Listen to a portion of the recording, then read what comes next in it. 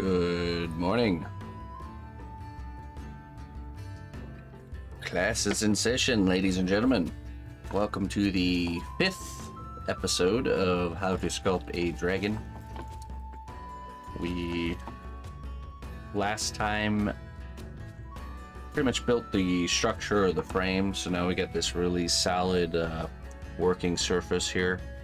And so what I'm going to show today is how we're going to take this and fill out the forms and get this to the point where we can bake it for the first time. So, well, as a whole. So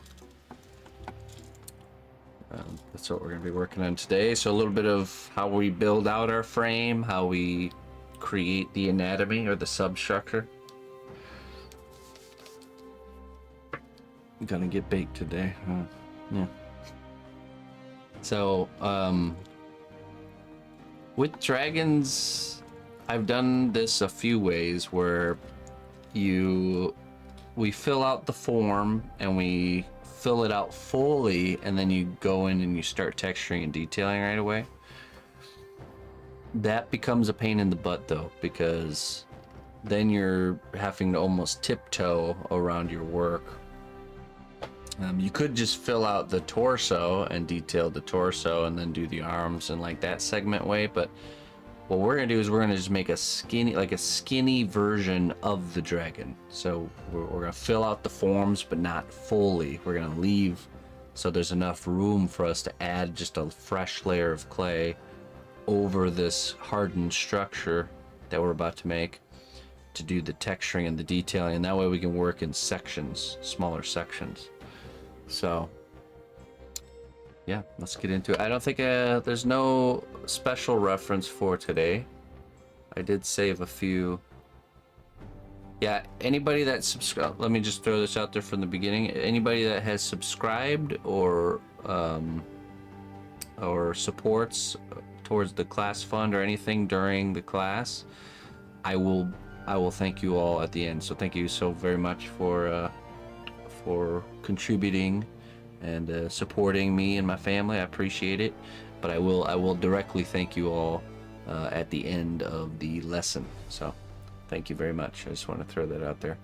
122 months, that's pretty crazy.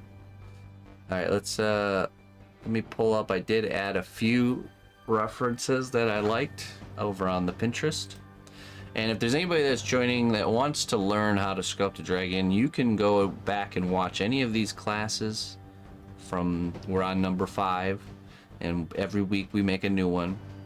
And you can submit your work on the Discord every week. There's a dragon class. I'll show that stuff later, but I go over you guys' work and I can give you feedback and answer questions and stuff like that. So I'd say that's probably, other than the teaching itself, is one of the most beneficial parts, I think, to following along. So, and of course on the Discord you can also find information like what materials you'll need, the links to the reference page here. So let me pull that up. So here's the reference. I just added these two. So everything else we're using is a lot of texture reference. You know, different images have different purposes when it comes to reference. Some images are like really specific area, you know, like the paw or the foot. Some are just for texture, like these ones up here. Some are for the anatomy. Some are for even color, but we're gonna get to that later. But you use little bits of almost everything and you kind of combine them into something new. So I've added this one. I always love images like this where you can see that the artist that made this is referencing human anatomy of the back to create ideas for how to do the back muscles of the dragon. So this is an example of when you make something that's non-existent, like a dragon, I guess arguably non-existent. When you're making a fantasy creature or character, you can use reference from reality and just combine things from reality to create your and it's going to make your character, whatever you're making, more believable if you're grounding it in some sort of reality. So I just thought that was nice that this is on perfect display. So all right, let's go back. And then this one, I thought this one was really nice. It just really shows the forms of the leg, which can be a little bit difficult to understand what's going on with. This is obviously a leg of a goat or something of that sort, but they're the exact same. Again, we're referencing reality and bringing it into our fantasy character. So, but especially it shows how it looks outstretched and how it looks kind of folded in. So, yeah. Okay. So those are the two new ones I added. Everything else we're just gonna be using when we bulk out the forms here. We're gonna be using a combination of probably the anatomy a little bit to, you know, understand where the muscles are going, and a little bit of stuff like this, because we are going for more of like that cuter proportion type creature. So trying to get a balance between realistic but also keeping it on the cute side. So let's see here. Okay.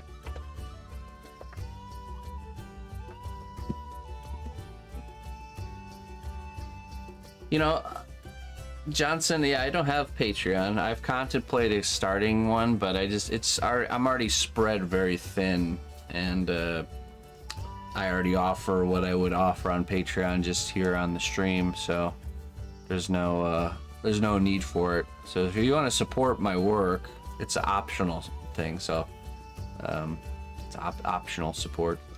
You can subscribe here to the Twitch channel, or you can just chip into the Sculpting class fund by clicking the link there. But I don't need to put stuff behind. I might make some selective things, like, you know, like a pre-constructed thing that's off to the side, but there'll always be like free to watch and learn and enjoy options. So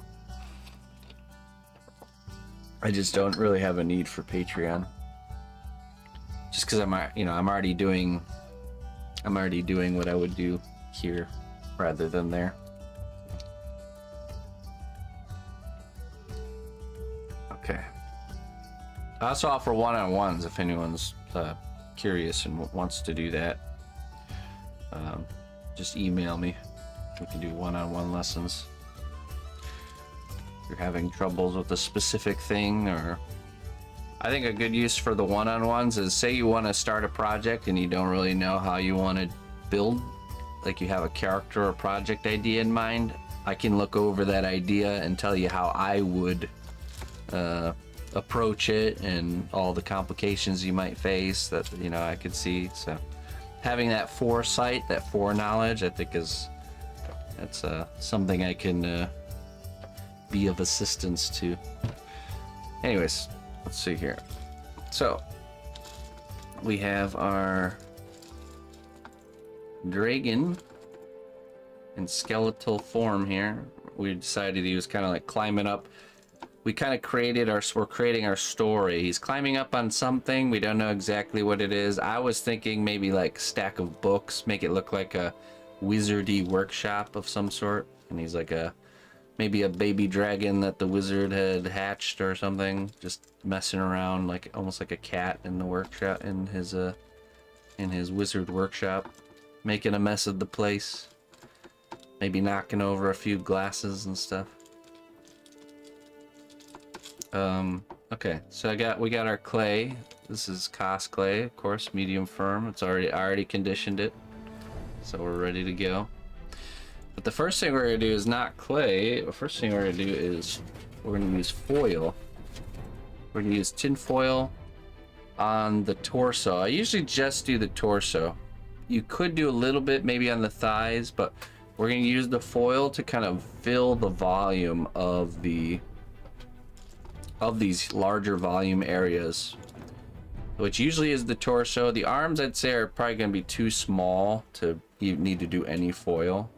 Because the thing you have to be careful with foil is you build out your volumes, but if you build them out too far, then you're running into it and it's very annoying. So finding that balance between adding volume but not adding too much is going to be important. And trust me, it's going to happen where you're going to over add foil. It happens to me even to this day. So, and there's ways to remedy and work around that. But one thing to note is that here is the point of the shoulder and here's the point of the waist. So technically the volume should be filled in this region here. You see, you can kind of see if this is where the shoulder starts, then this is all empty space that needs to be volumed. So let's first start by wrapping the foil around the torso and fill out that volume. You can use the hot glue gun if you feel like it's not really sticking together, but what you'll see is I'll try to wrap the foil around the frame just like you would with a piece of wire, so that way there's no need to really glue anything, but sometimes you might want to. So let's get that done here. I'm on mute so it's not super loud.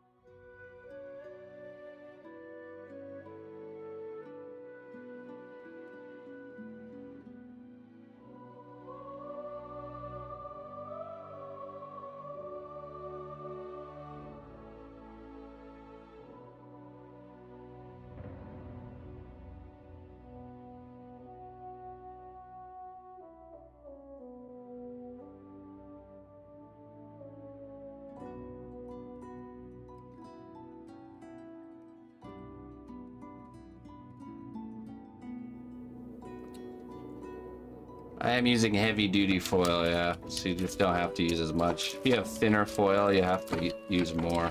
You know, you have to wrap it around more times, but as you can see, as I'm wrapping, I'm thinking about which areas need to be thicker and which areas need to be thicker or thinner and thicker. So obviously around this, kind of like this torso area, I wrapped more, and then I went loosely around the waist here, and what I'm gonna do is we're kind of trying to fill out the tail.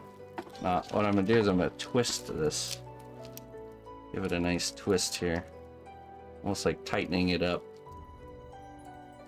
You gotta think of, while you're doing your foil step, that the foil itself is a sculptable medium, you know, so you're essentially sculpting it.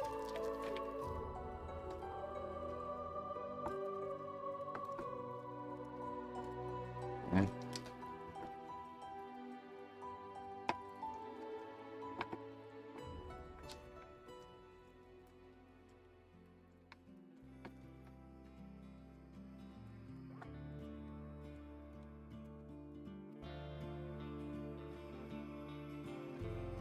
Definitely thicker towards the tail.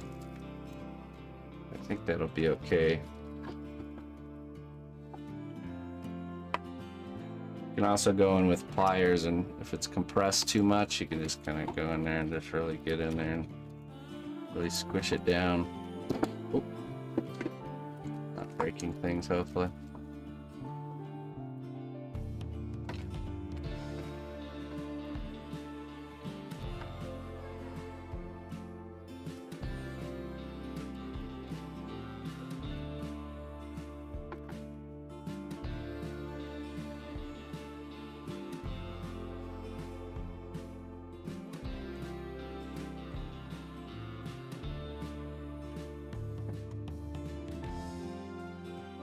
There we go. Yeah, welcome in everybody coming in. We're having class today, learning how to sculpt dragons. I am in tutorial mode, but I see you. Pleiadians.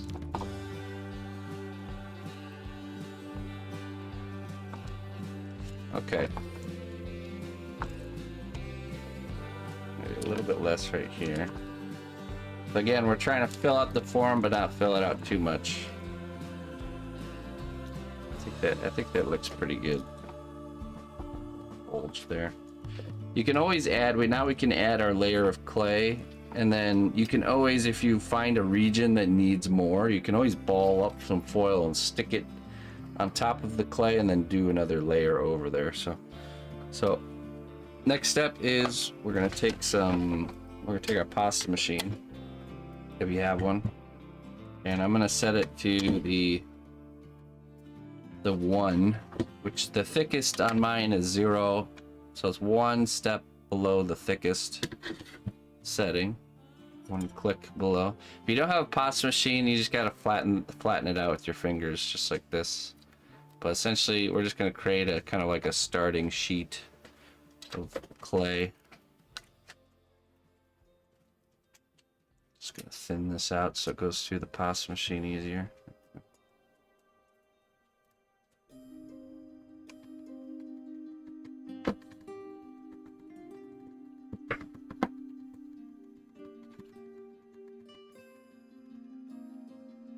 There we go.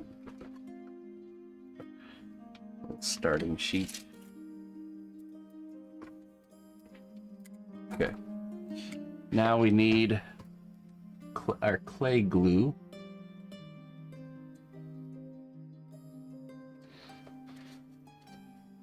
I think I have a new one somewhere. Ah, there it is. And a brush.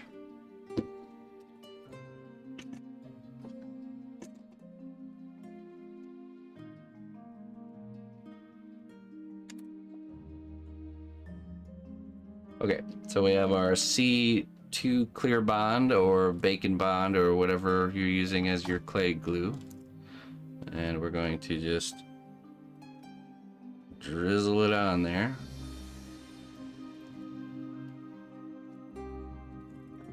Kind of just the torso area for right now.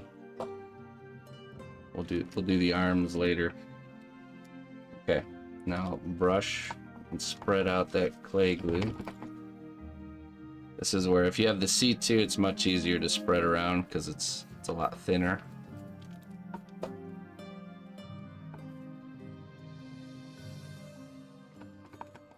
And we actually want to get onto the back of the head and the underside here. Anywhere that there's a seam.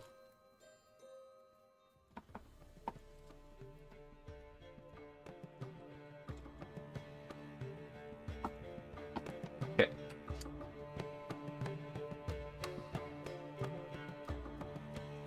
Now we'll take our sheet of clay. And we're just gonna go like this. Give them a little blanket.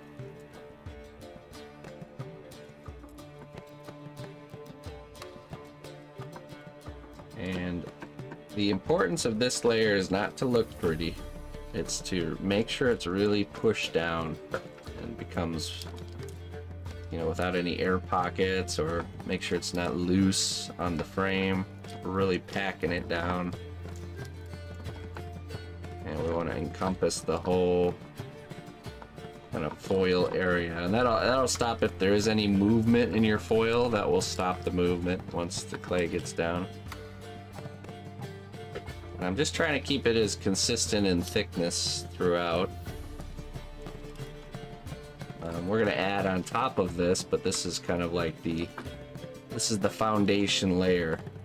It's much easier to add clay onto clay that's already established on the piece than to, you know, add it on. If I was just to try and add big chunks of clay onto the foil directly, it'd be much harder.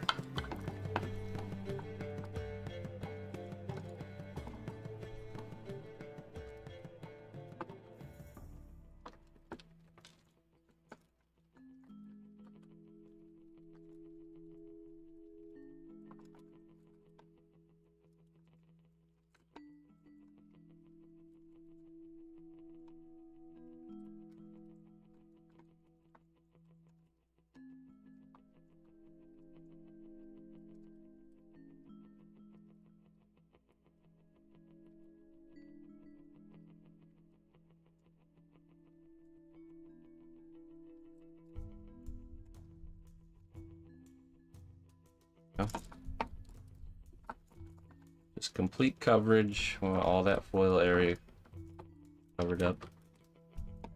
Like I said, really push down. Make sure it's really biting in, grab and hold.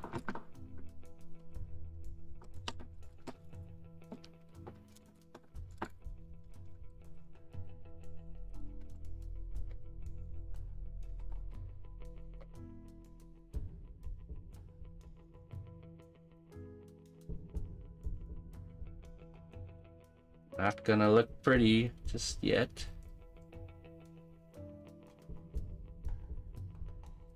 Okay.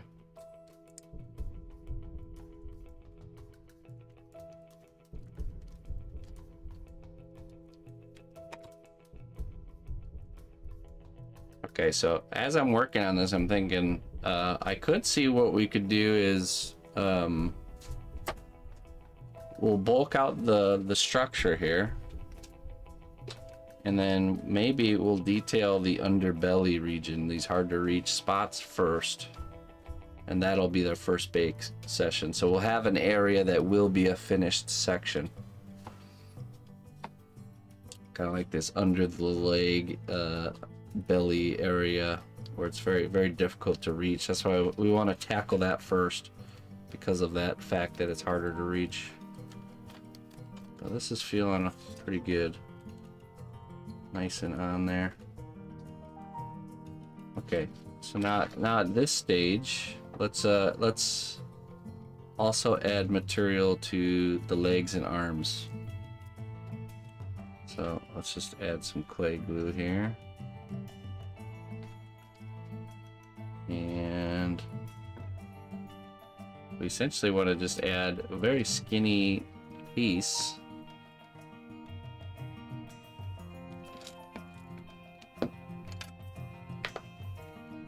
Out with the brush.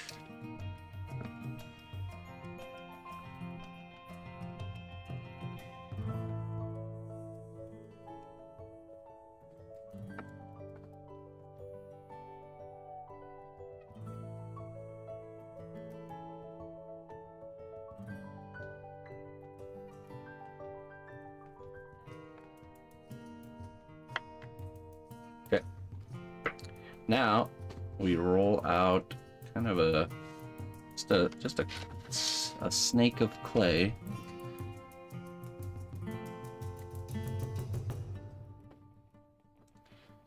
How about that thickness is good. And what I do is I will kind of smush it, pinch it flat. Not like paper thin. Still has some thickness to it. And then we just now I'm gonna go, if I wrap it around this way, then the seam line is on the inside, harder to reach. So I'm gonna actually wrap it around this way. So the seam line is out towards us, and it's much easier to kind of reach. And you push the wire into the clay, so it's kind of like at the halfway point. And then you simply pinch and pull it around. Wrapping around the wire. You'll find this part to be a little bit tricky. I remember that was one of the harder things, was being able to wrap wire with clay. Add a little bit extra there.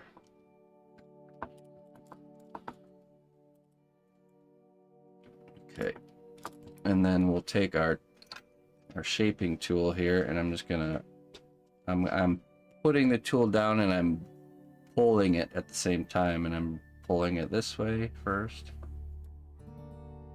and then I'm pulling that way, the opposite way, and then you just kind of go back and forth with it till that seam line is gone. It's gonna be a little bit slippy because of the glue, but that's okay. That's what will cause that clay to really adhere to that. Imagine it's like we're sculpting the bones of the dragon right now. Let's get into there.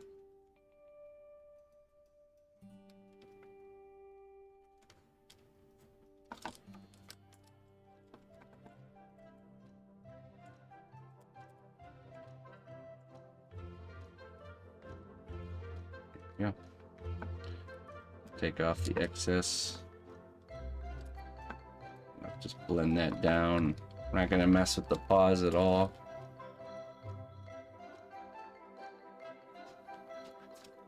Yeah, it just, you can hide the seam, but it's never really hidden. Anytime you can work that way and put the seam towards you, it's just easier to work on. Otherwise, you're under here and you're having to do a bunch of reaching. Okay, so now let's do that with the other legs. Get those all wrapped up. Same process. Now this roll that you make is the thickness minus the thickness of the wire. So it'll always be a little bit thicker than the roll that you make. Flatten it out.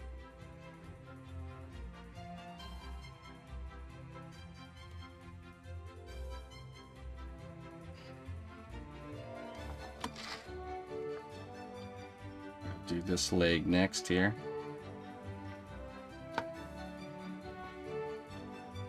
Pushing it in so it's like halfway kind of submerged into the clay.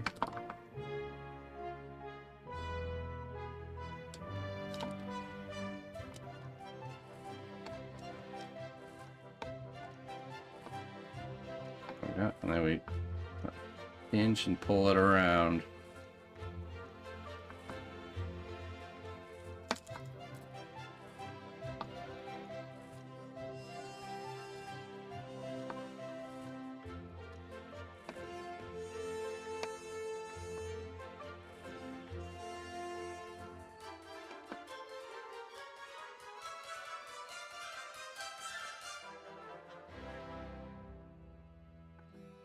Right? Clean it up with our tool here.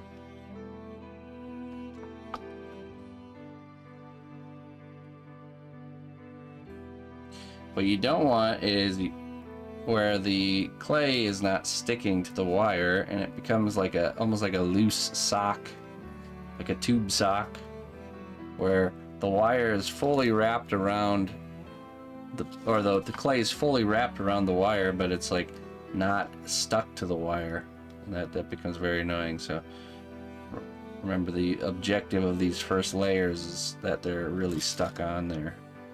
If you have that happen, what you gotta do is you have to cut open the clay and get some clay glue kind of brushed in there and just really get it to stick. You want it to be really adhered. Exactly what happening with my horns. Yeah. Yep, you don't want that to happen. Now, so there's a couple ways you can get around that. One is, again, doing this step, making sure there's plenty of clay glue in there and that it's really stuck on there. Another is you can actually use super glue on instead of clay glue. That will really make sure it's stuck, but that comes with its own negative consequences, I suppose. You just have to be more careful with baking anything that's got super glue in it.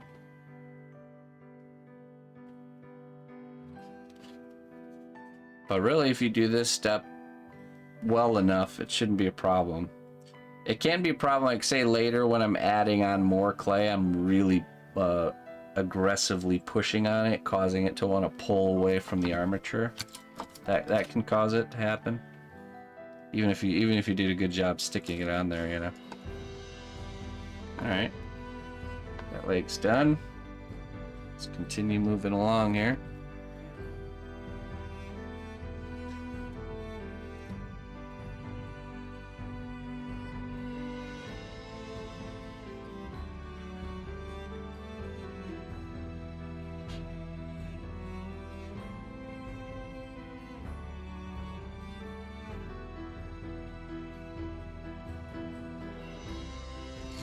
It's also worth mentioning, so like, I probably won't do the tail here, because there's a good chance we're gonna bend this out of the way while we're working on the rest of the character.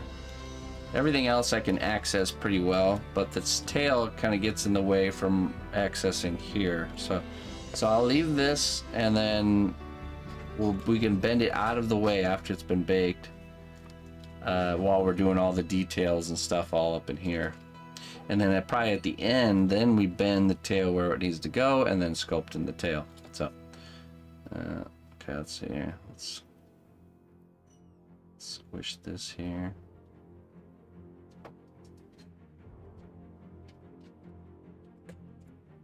Get this other leg covered. It's kind of already got a good layer on it from when we covered the torso.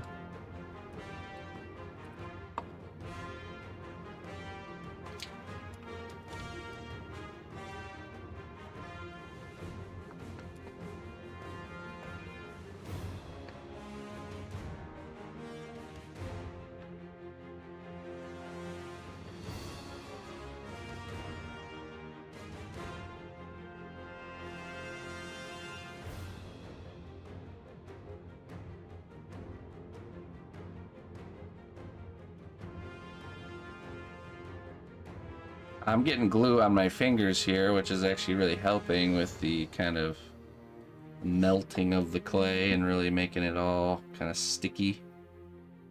But it is not the nicest to have on the fingers, but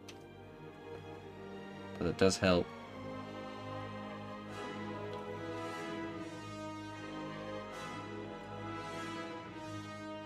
Blend away our seam line.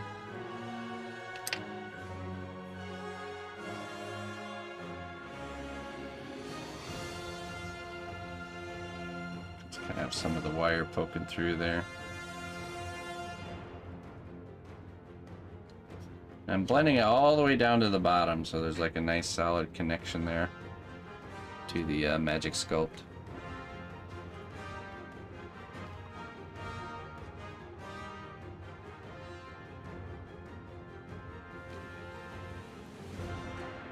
Okay, one more to go, and then we can start the anatomy.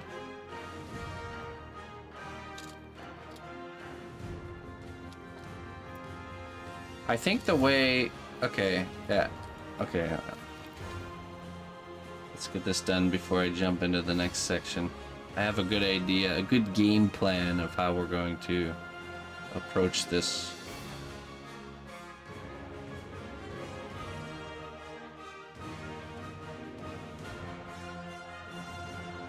Hey, Rob. Good to see you, my friend. Have a wonderful Sunday.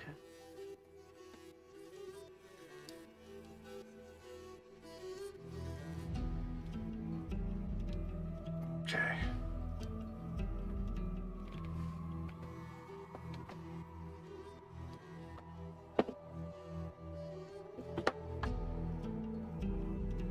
And we're just pinching and bringing it around here.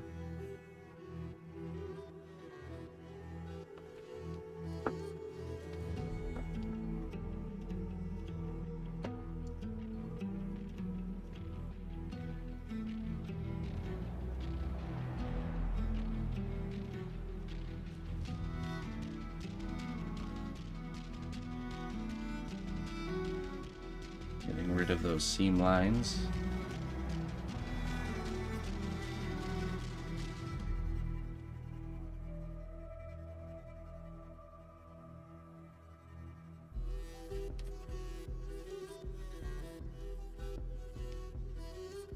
There. So now, other than the tail, we have everything covered with a base layer of clay. So now, what I'm gonna do is I've decided that any of the areas that are gonna look like kind of like skin on this underbelly and neck region, we're gonna sculpt those in their entirety. So let's start building up, but before we do that, let's start building up just the overall shape of the creature here. We need to build up his back definitely a lot more.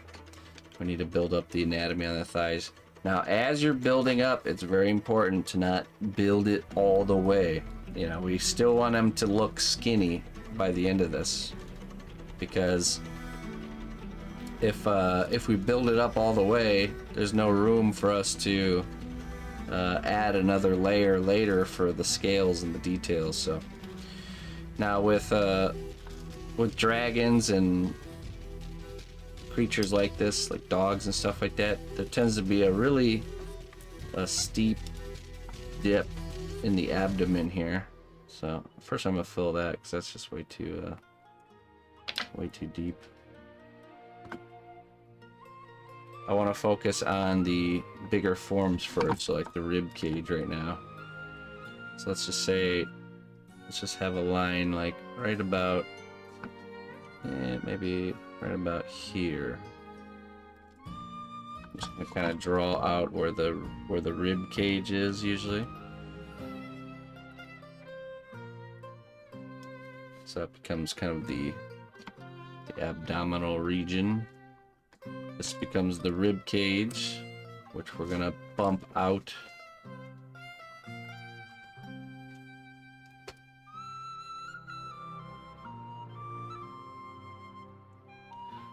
Kind of like this.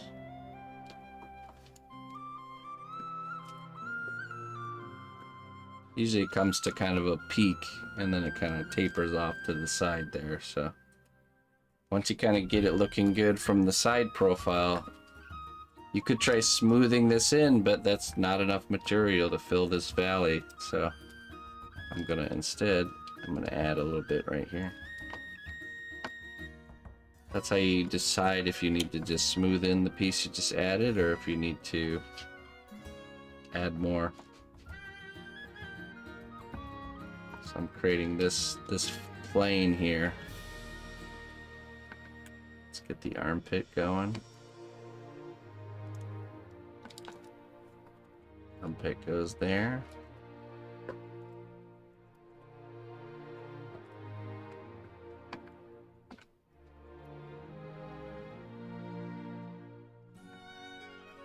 Just gonna blend this in so we can see how it's looking.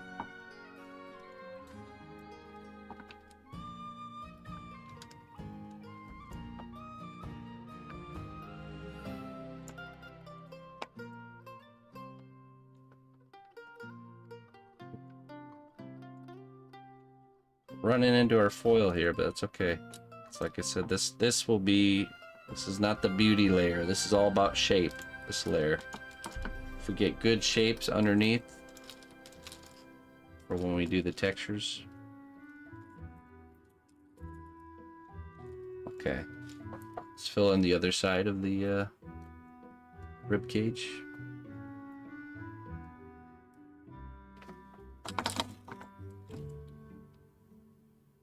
See, we have this nice plane, nice flat plane here, slowly tapering to the point right there. We want to get that on the other side now. So this side will be a little bit tighter because it's right up against that arm there.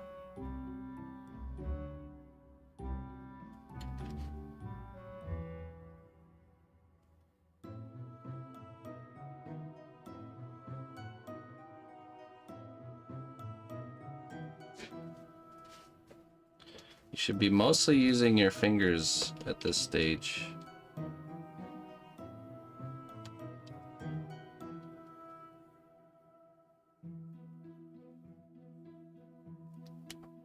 Okay. Now, we can see we need to fill in this valley right here. That shouldn't be there.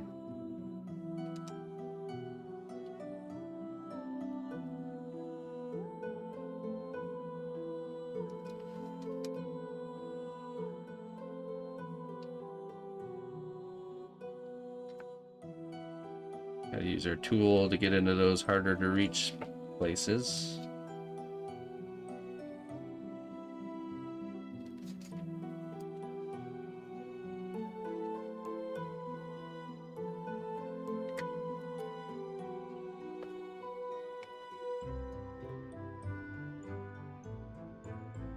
I'm looking at the bend. So typically if the creature's shoulders and waist have a bend, which ours has a slight bend. There's always going to be that kind of that crease right where the rib cage kind of ends, going up like this. So I just want to kind of get that in there.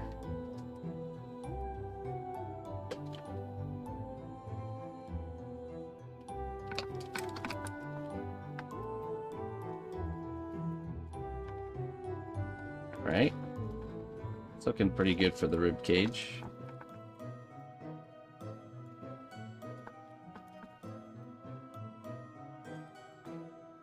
But yeah, anybody coming in from the raid, welcome in here. We're today's a different day than what we normally do. I'm doing a tutorial or a lesson on how to sculpt a dragon, so kind of have to stay in the teaching mode. But thank you very much for joining us. Sit down, enjoy the tutorial as we work through here. I appreciate it. Okay.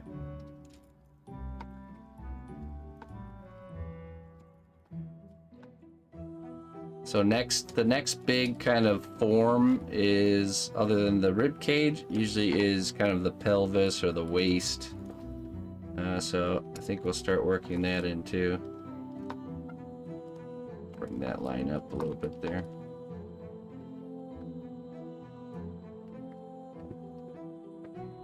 So let's start by fattening up these this thigh region.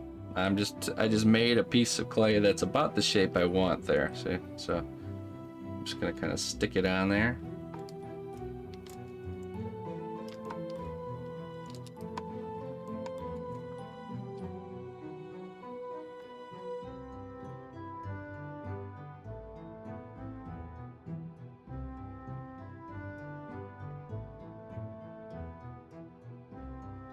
All right.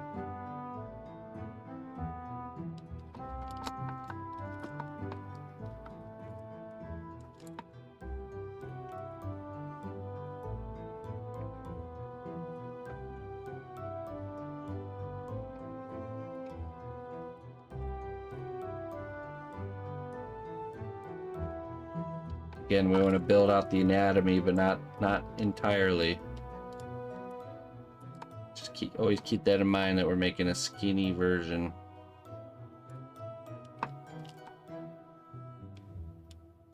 So come down to the knee.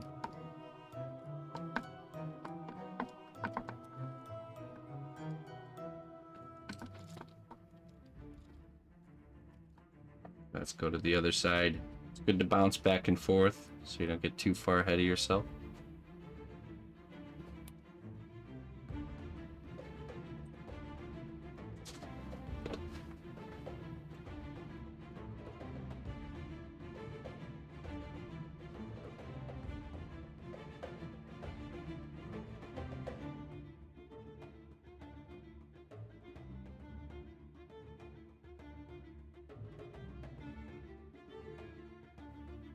Okay.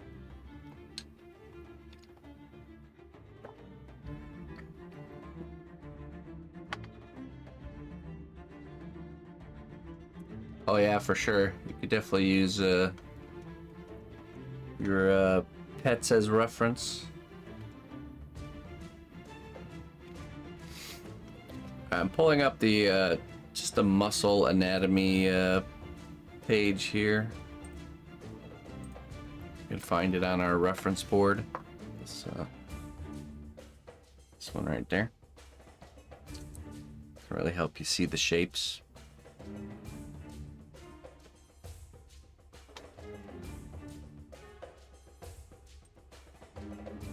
We're not going to worry so much about the musculature, but more just the bigger forms. Like, you know, there's a bunch of smaller muscle groups here in the thigh, but we just want that big shape of the thigh. And we'll do the muscles in the next layer, so. Okay, side.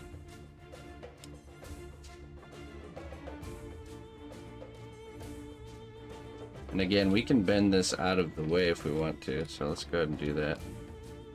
Alright. We'll bend it back once we need it back in place.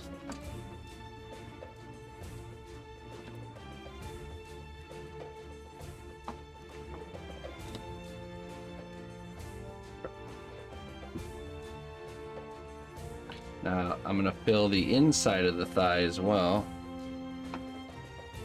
Piece there. Now you'll get better at grabbing the right piece, because if you grab the right piece and you shape it a little bit before you add it, you're just saving yourself a lot of work. But it does take time to kind of hone into that.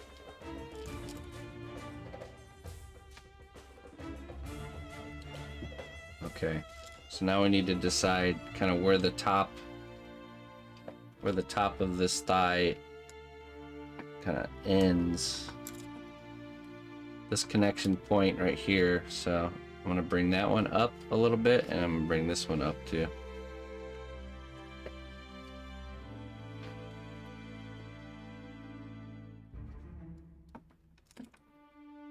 Jump up there. And we want to make sure that we're making the same kind of length here. And we're looking pretty good. And then this kind of becomes the, you know, the spine goes up into the back and then goes down into the tail.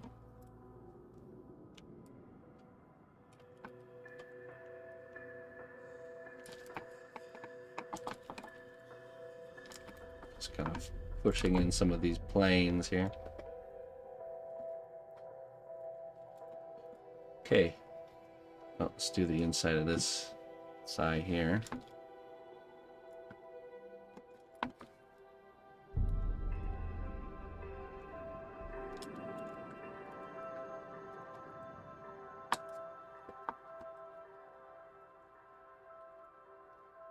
Okay. Now let's kind of gravitate over towards the kind of the neck region, where the neck and the arms are. Let's just say, okay, let's just draw kind of a, we got this middle line here. This is where the torso's center is. And then we have the neck goes down from the middle of the neck and then should draw a line to connect to that center line right there. So that's the twist of the neck, okay? And then we go from here. We go where this meeting spot is, and we go straight to the kind of the tip of the shoulder. There. It's that collarbone, and we're gonna do the same over here. Tip of the shoulder. I'm just gonna draw a straight line. These lines help us kind of figure out how the anatomy and everything needs to go.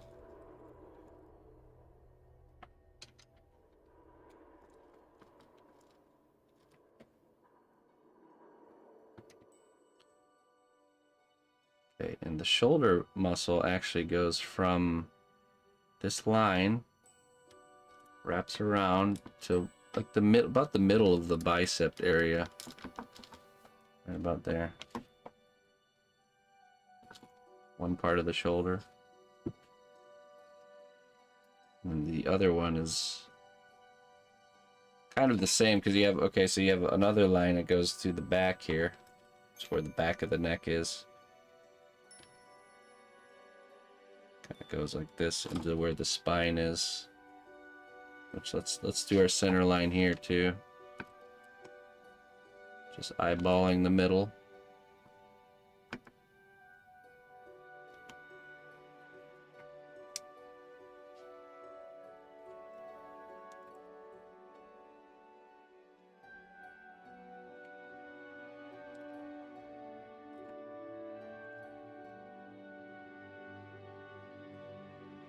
That tends to be the line that separates the where the torso ends and where the neck begins.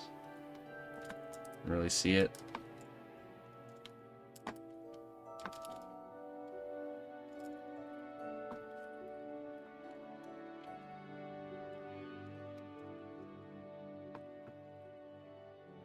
All right, so you do the shoulder again. You make this a little almost like croissant shape. That's a typical muscle shape. Connects at 2 points, a little bit fatter in the middle. And middle of the bicep right there, and then goes wraps around and just connects right there. Just like that.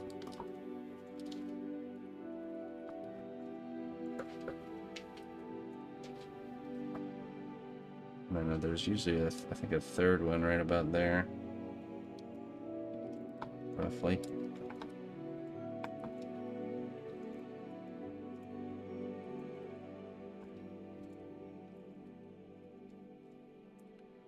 Now there's a section of muscle along the back here that connects, so the armpit is kind of where all these muscles converge.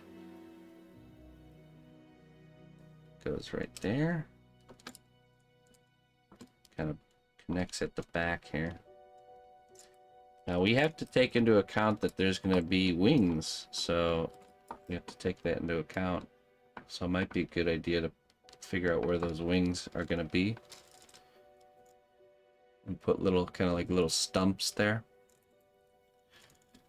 I think probably about right here. It's almost like they have a second set of arms. So I'm just gonna put this little stump here. So as I'm figuring out the anatomy, I just know to consider that.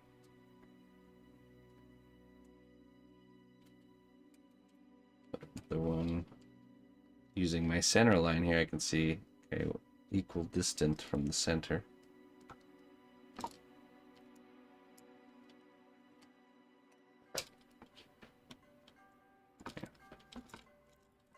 Those will probably get cut off or redone, but it's just there so we can have a visual idea, you know.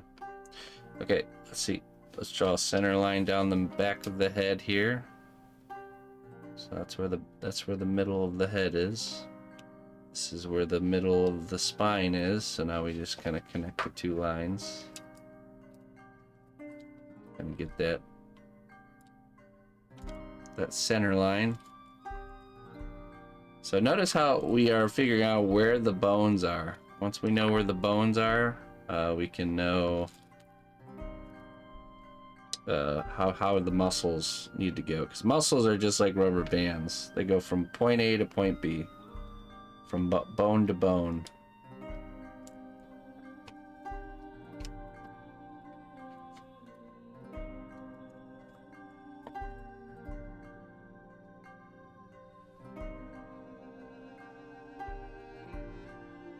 Okay, and then let's see, here's the shoulder.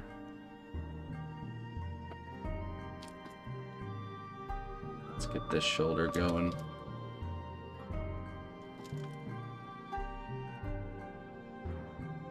Now technically there's the bicep right there.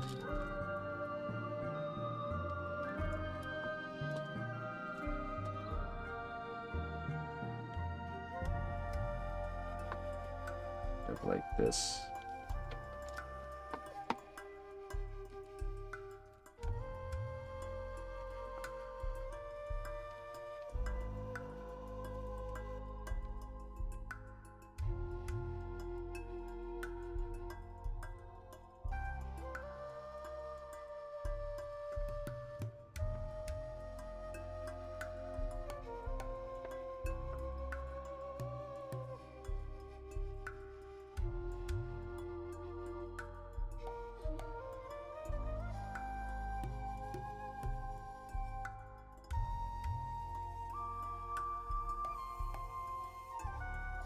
That little bit of twist.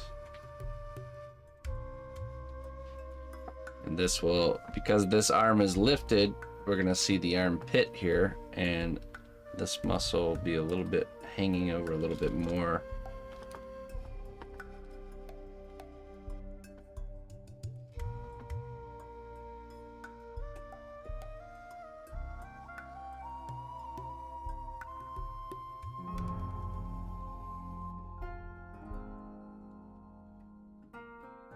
Alright, let's so you can see we can just kind of jump around on the anatomy here.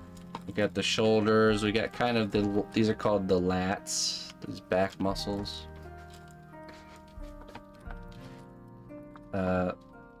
let's go kind of work on the neck a little bit here. So now the neck, we stopped sculpting right here on the head. So I'm just gonna put some clay glue here. And dragons tend to have this kind of like it's like a turkey gobbler looking, comes to a peak like this.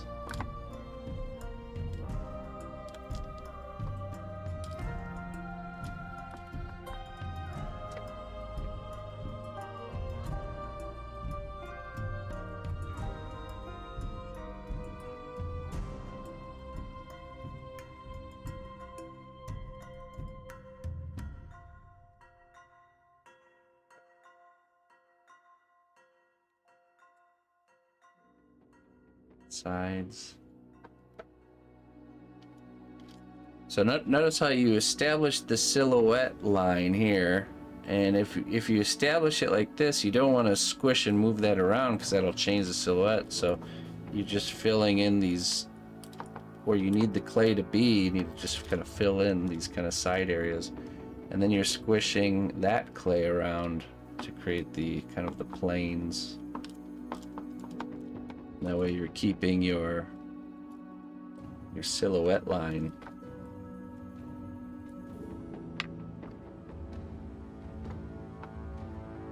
Oh, I do believe I'm out of clay. Looks like we'll need to condition some more. Now this will be the stage of the process where you go through clay pretty quickly and catch you off guard, just like myself. So you're in like a rendering state where you're adding little muscles and little bits of clay.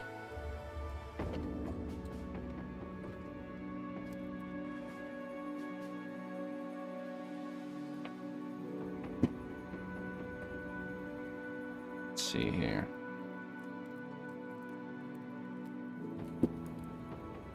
Didn't expect to have to condition some during the lesson, but I suppose that's how you have to do it. We are live after all. No pre-recordings here.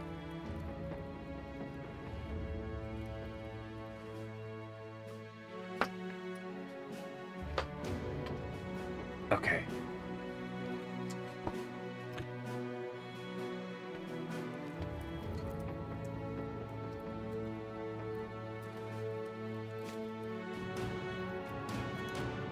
Fresh brick of clay.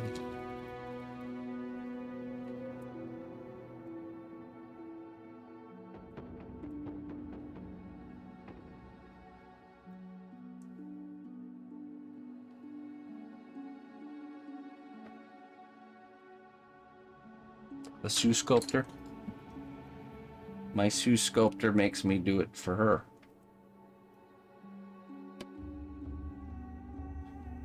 She's a great leader, not that great of a follower.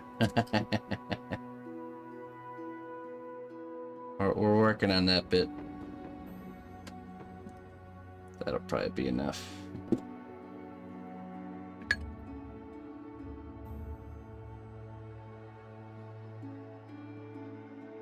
Hey, Soldier Dude, thank you so much for that. I will properly thank you at the end of the lesson.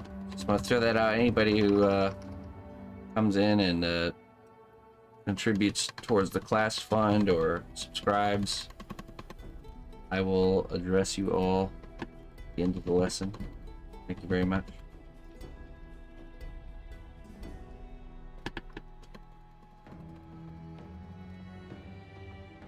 Alright, I'm just running this through the POS machine to condition the clay. Out of the package, it's really kind of crumbly usually. Crumbly, it seems like it's dry, but it's not. You just have to, squish it around.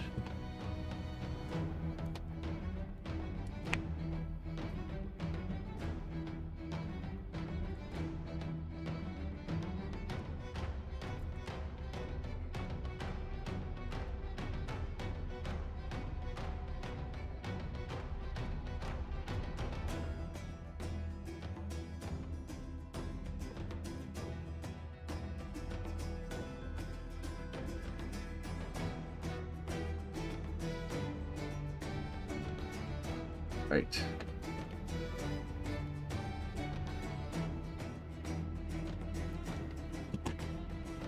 That's good enough.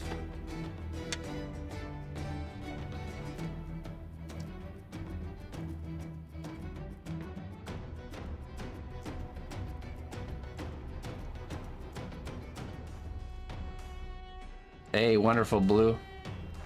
What do you teach again?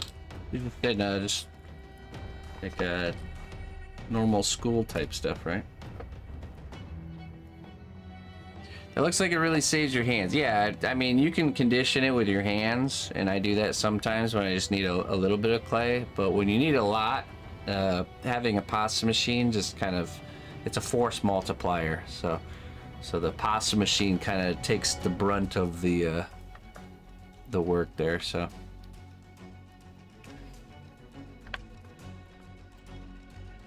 Okay, so let's we did a little bit on the front of the neck here. Let's do the back of the neck, kind of bringing the connection point between the head. Now there tends to be a kind of like how there's on the front, this peak going down the middle of the underside. There's also usually a peak going down the middle of the backside too. So let's do that. Homeroom, ah yes, the beloved homeroom class. I remember. Awesome. I'm glad they like it. Thanks for sharing that. Okay, so we're just gonna stick that on there, and see I'm using my fingers here to create that peak as I'm pushing. See that?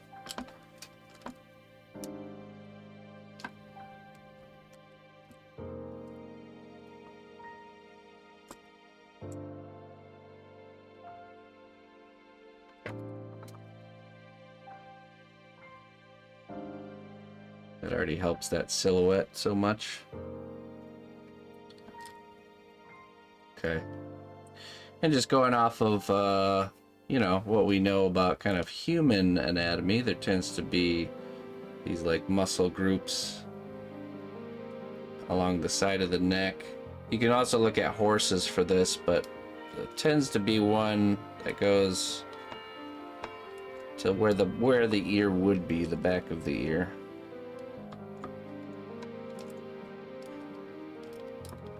Kind of like that.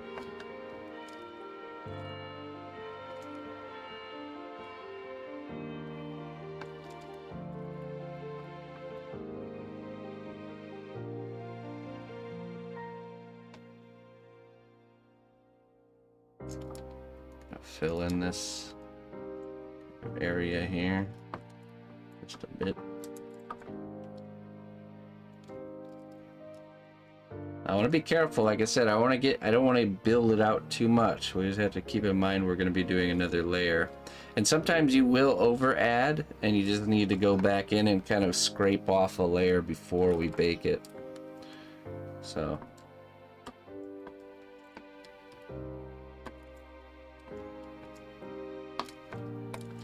and you can also do that. Say we finish sculpting the base sculpture here, and then later in the layers we're about to do, you feel like it's too big or too thick in areas, you can carve away the baked clay in those areas too. So it's not, there's always ways you can go back and forth still. It's just definitely a lot harder to remove the clay once it's been cured. So how thick is too thick to bake?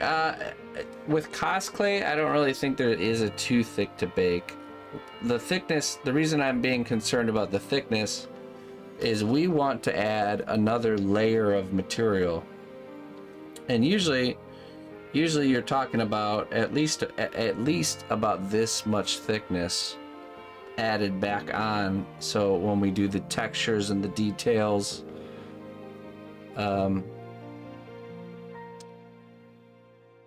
yeah, so when we do the textures and the details, we have room to work. Because if this next layer we're adding is too thin, it's very difficult to create like thicker textures and details. So, yeah. I'm gonna take these wing stumps off because I can see that we need more mass on the back. So I'm just gonna add that right now.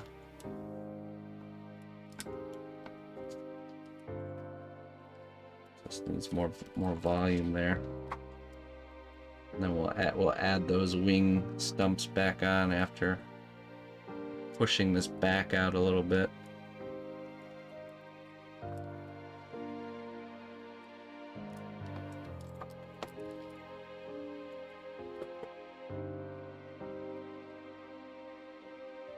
Put that back there.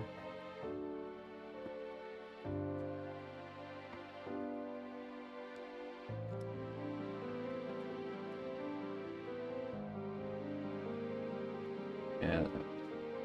The spine of the dragon does tend to go kind of taper down from the neck to this point right here where the rib cage ends.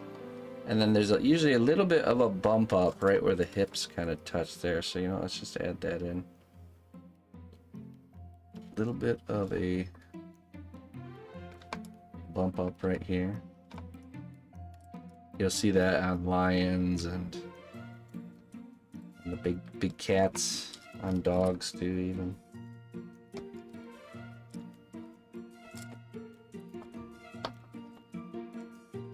And then after the bump up, it kind of slopes into the tail. All right, let's fill out a little bit of the arms. Again, we don't want to get too we don't want to fill it out too much. But let's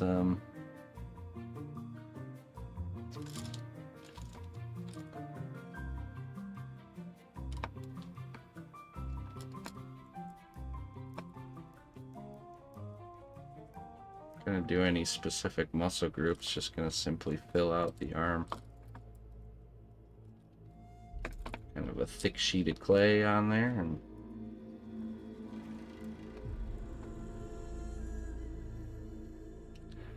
let's establish the elbow with just like a little ball of clay like that. Getting that bone structure where it needs to be. And then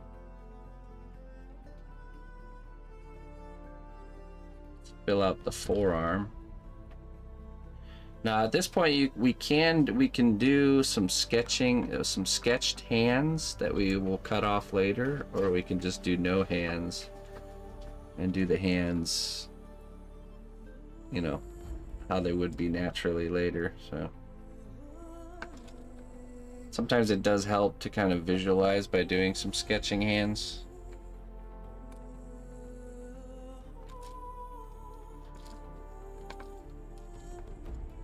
Could do that. We could do that. Some paws. If you do sketch hands, it's like really don't spend a lot of time on them. You just want to do a simple, kind of do the silhouette of the paw or the hand like this, and then take a, kind of like you're making a mitt, and then take a tool here, just cut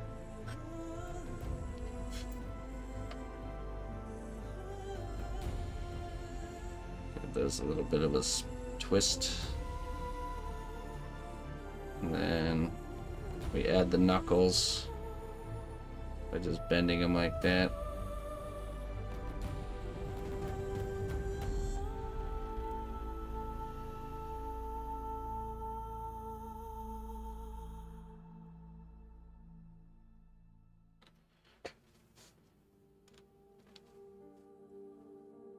That's pretty much it. Don't want to do anything more than that.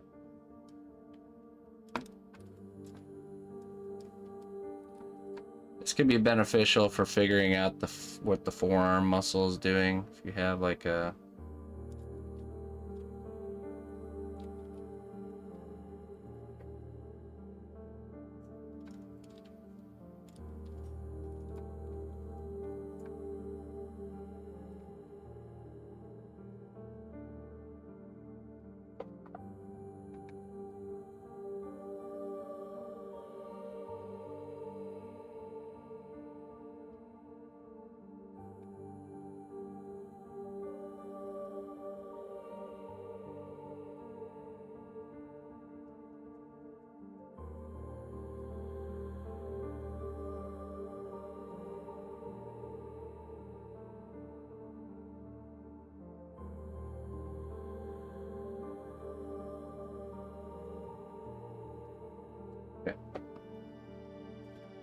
I can see how this goes in like this.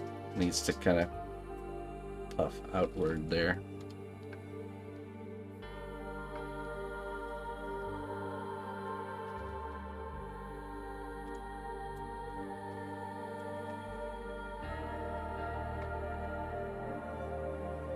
That's probably about it. I don't think I want to do too much more. Any of the areas that are already skinnier areas, we want to be very careful about how much we do there. So that's about it I'll do for that arm.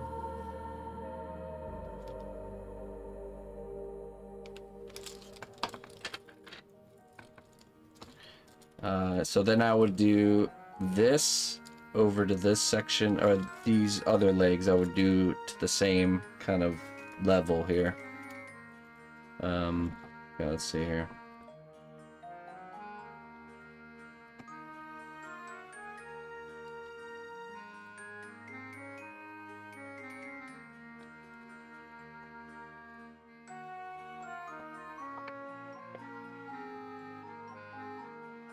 I'm gonna start kind of going over how this should look when we bake it, and then there'll be a little bit of homework.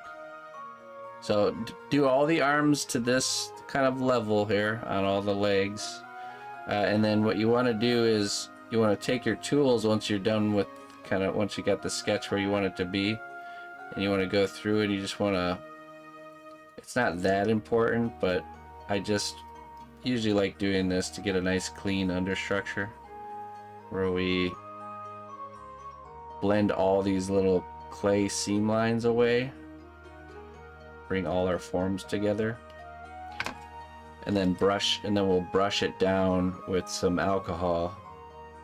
Just gives you a nice kind of clean starting spot.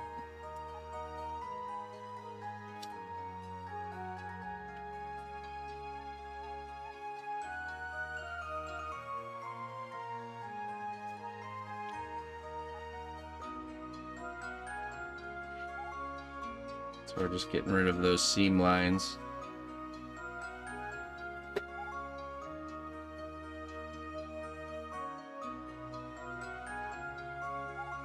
We want to maintain those shapes, but we do want to get rid of those little separation lines.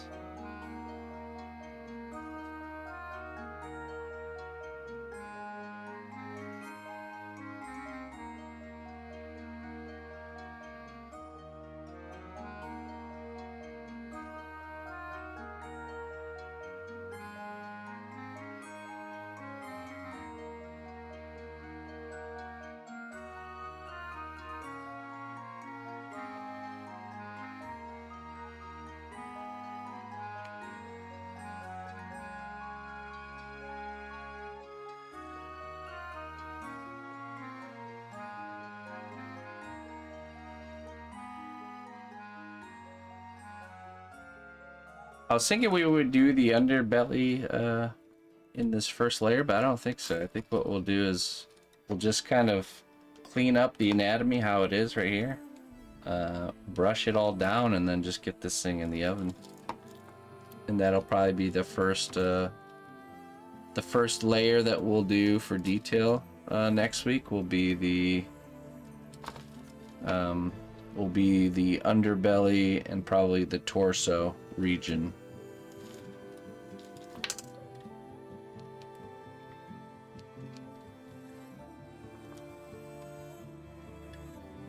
Yeah, so the whole thing, we won't be doing any of the finishing layer in this round. But, you know, let me do one of the back legs so you guys can see how the back legs should look. So this is how front legs should look. Again, it looks kind of too skinny, right? Just I mean, it would work, but it's a little bit too skinny. The only area that I think might be a little bit on the thicker side is the neck. I could see taking some off there. Kind of planing it down a little bit.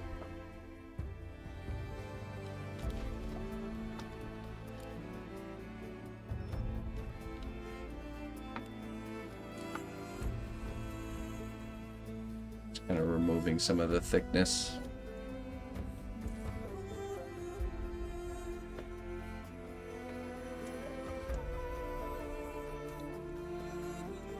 Right, so you bake when we bake it. So once we bake this, we're locking in this kind of substructure, which is going to give us a really nice, just a nice platform to build from. Okay, so let's see, back leg. Let's just see here.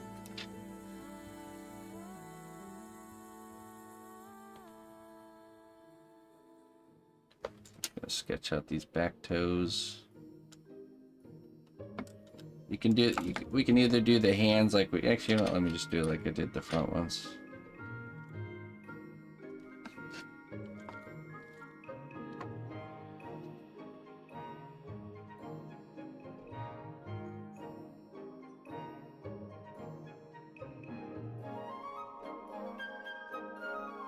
Yeah.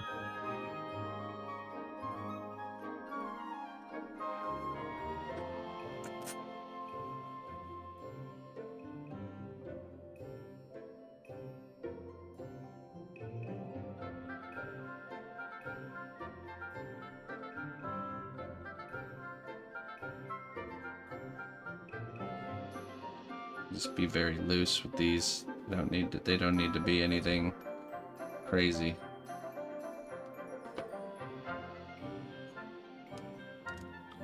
It's just to kind of help visualize.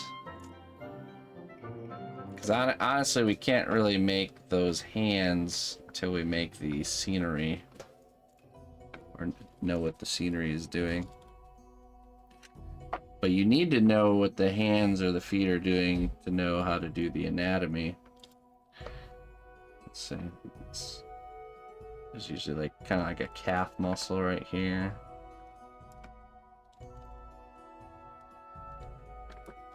And you know, for these legs, you're gonna refer to those images I saved for this lesson. The goat leg. Pretty much the same thing. Usually this kind of pushes out a little bit more here. It's a little tendony bit.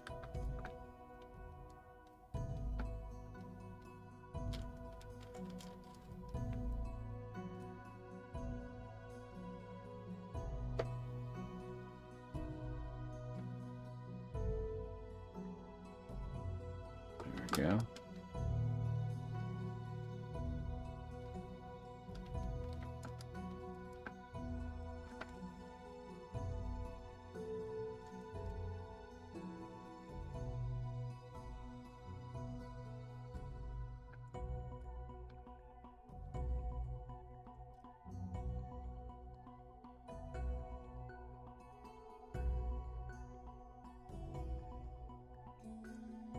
And there's the tendon goes down here and then usually ends right about there, and then there's kind of like this little concave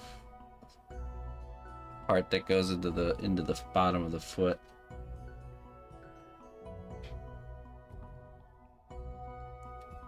And then we can add a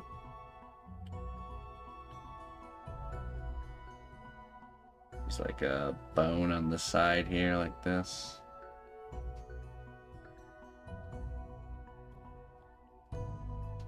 Gets blended in over there. Oh.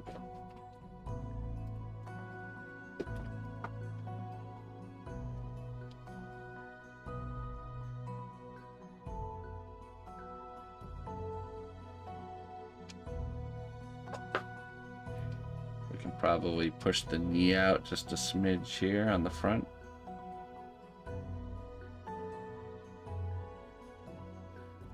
That's something worth noting is if you need to change the proportions, like making this segment longer here because it's not reading well, you just add on to the knees on both sides and, you know, shift things around, you know, like for example, I could see that that's too short there, but if I was to add an extension onto the back there, right, like this, and then make it match up like that. Well, now it's looking all right, you know. So you just move the elbow. That's why the armatures don't have to be perfect, they just have to be close enough. Because you have the thickness of the creature as like wiggle room to kind of shift those proportions around. It's the same thing I could even add on to this end too, the knee. Like that.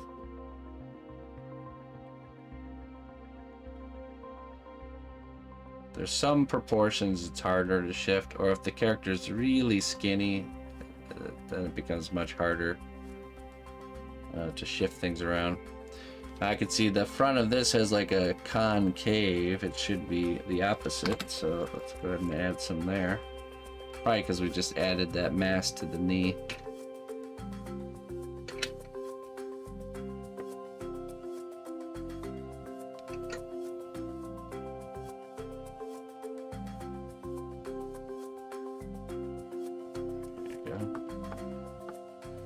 Back that convex shape.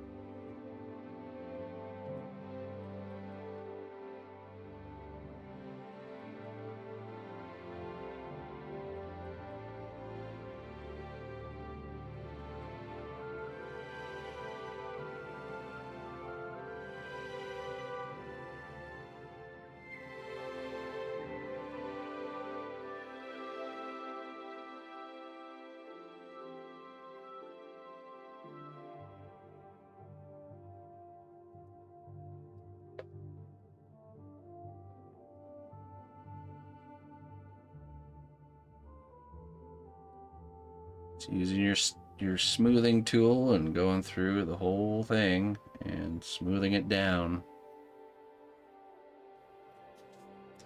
It's probably not as important that this layer is like perfectly smooth or anything, but it is nice to work from a nice kind of solid structure. It doesn't have to be too crazy or too pretty.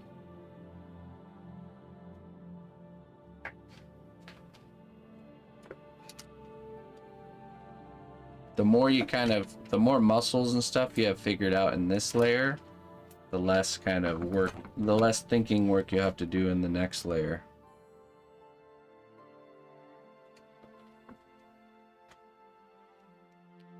Some material right there.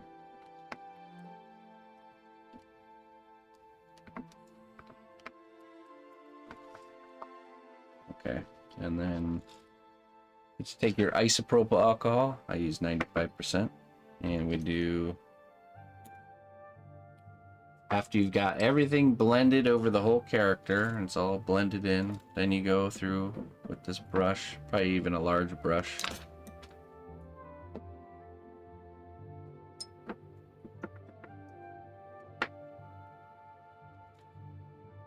And just go over all these areas. That'll just get it'll just remove the tool marks, you know, fingerprints. Make a nice smooth base.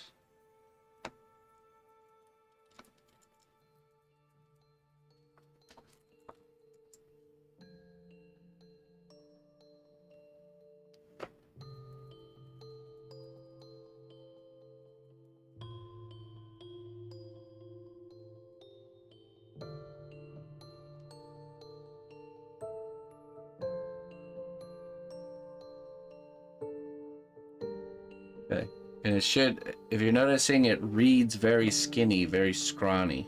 That's what we want. Okay. So do this over the whole creature and then bake it and lock it in. And then that's a good spot for us to stop today. That's what's for homework. You should have a baked, fully finished looking dragon.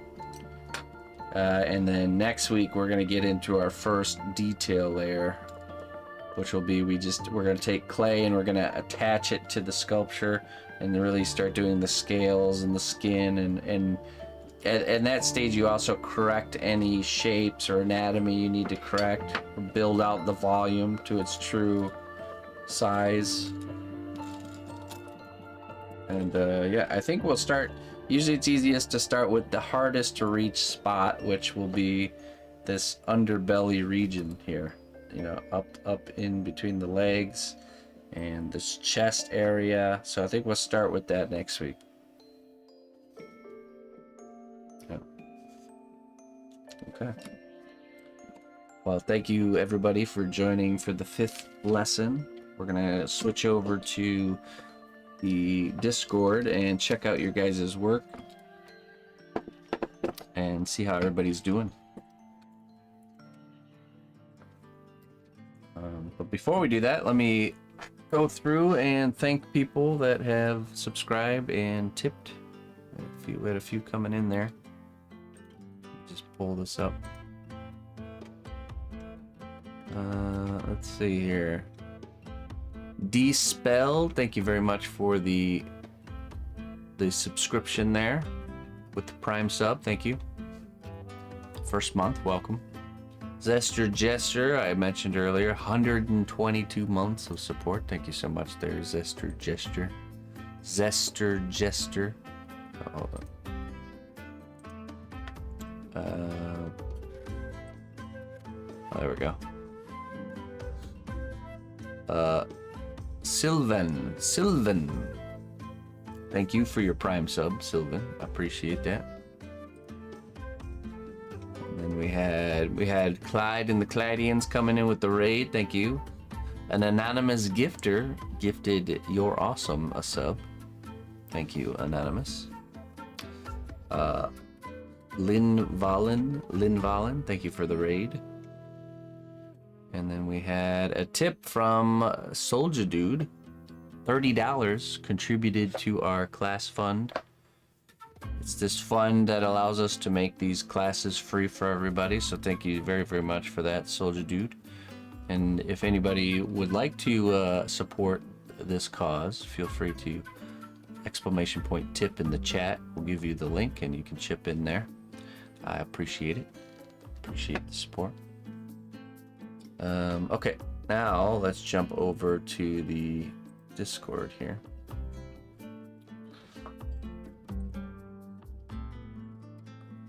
Okay. So first, let me go over the Discord for those that are new. Here's our Discord channel. If you get on here, you probably won't see all the channels. You have to go here first to the rules. Oh yeah, Maggie. Sorry about that. Thank you very much there, Christoph over on Kick. Thank you for subscribing, Christoph. I appreciate that. Maggie. Thank you. Lots of yeah, welcome, Krista. Thank you. This is not normally my streams are a little more, way more engaging with you guys directly, but today on Sunday we do class where I just try to stay focused on just the teaching and not get too distracted by chat. And that way the videos that are saved are more kind of to the point. So thank you guys for bearing with that. So anyways, if you join the Discord, you go to the rules tab here, and then you click on the little dancing guy right there, and then that'll unlock the Discord for you, where you can scroll through to cnotbusch School. Feel free to check out all the channels, but cnotbusch School is where we're at today. You go to general class info. This is where you'll see the list of materials for the class, and I'm not sure, do we have the Pinterest link on here? I'll get the Pinterest link added to there too. And then we go here to, we have Dragon class, we have the Gremlin class, if anyone wants to follow along and join that one. It's already finished, so you have to watch the videos and follow along, and you can still post for feedback. So, and then we have the gallery of students' finished works that have done the classes. So lots of really cool stuff to go check out. All right, let's go do the dragon class first. Let's see here. All right, let's see here. I'm just gonna scroll through this. I think okay, I already checked that. Oh wait, we're at hashtag week 4, right?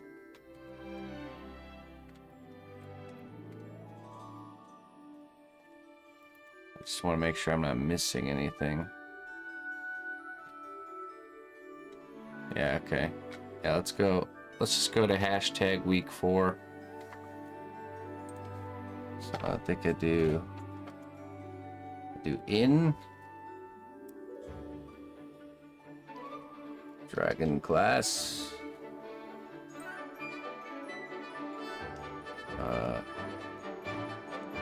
Hashtag week 4. So if you want to submit for next week review, do hashtag week 5 for the dragon class. Okay. There we go. All right, 14 results. And if you didn't use a hashtag and you posted in the group, let me know now in the chat if you want me to look at it. So I will not see it. All right, Orna, I wasn't able to save my smushed dragon head. Symmetry and I are not friends, so I started again. I have blocked in the horns, but need to shape and texture them and left space for the ears. Then I can work on the body, armature, etc. A little behind still, as always. Feedback's muchly appreciated. All right, let's take a look. There we go. It's a very cute dragon. That looks great. Very storybook-esque. It's kind of the vibe I get there. Awesome. Well, I like your new dragon head. It's very a lot of character, and that. Notice the slight look to the side. How that really helps so much. Just adds so much character, as opposed to having it looking dead on. You know. So. Yeah. Awesome. Looks like you're still working on the horns, I imagine. Looks like you're right before the texturing, so great work. All right. No feedback to give you. You're doing a good job. Keep it up. Oh, you know what? Let me, so I can see you guys' names. Just turn this off. Okay, there we go. Toadstool. I realized he's more of an adolescent dragon rather than a baby. And that's okay. Yeah, I think mine is too, to be honest. That's alright. It is what it is. I have a real struggle trying to keep the scales symmetrical on both sides, but I think they're close enough, and the horns are still just the skeleton. I haven't had time to build them out. Okay, let's see.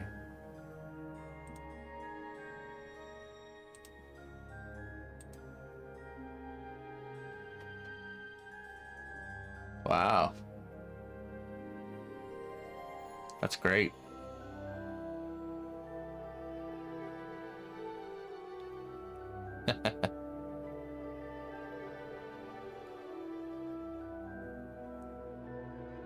Well, you did a good job. Yeah, the scales are reading. I don't read any asymmetry there, so I like the little twist. Oh, that's really nice. That's a nice touch.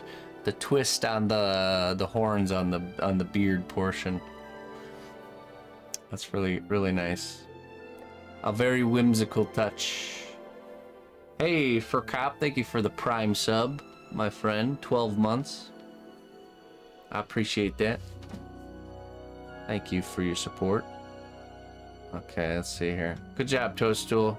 It's looking good, my friend. Soldier Dude, week 4. Horns work in progress. Figured I'd post progress so far. Just taking my time. Any feedback is appreciated. Okay. Let's see here. Yeah, good. Take your time. Hey, that's looking great. He's a little bit more stub-nosed from the side, but it doesn't matter. It still looks good. And from the front, it looks fantastic. Got almost like really kind, like kind eyes that a like a golden retriever would have, or something, you know, or like a poofy Labrador.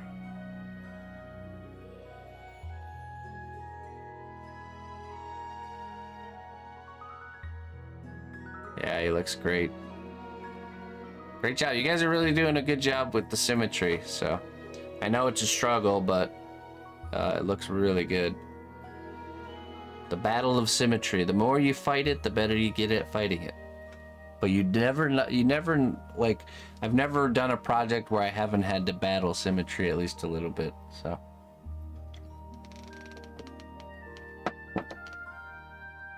Awesome. Nice work, soldier dude. Keep it up, my friend. All right, Saradini. I've tried to give him a bit more texture as suggested, and my son asked for the horns to be wood, antler-like. Okay. I think I have the pose looking okay, but I haven't glued it in place in case you see something that I'm not. Okay, I see. All right, let's see what we got here. I see what you mean, more of like a deer antler type style. That's cool. I've seen some really cool dragons with that, you know, are based off of, is it Nidhogg from Norse mythology? I think has like moose antlers. I've always like different takes like that, so. Okay, let's see, there we go.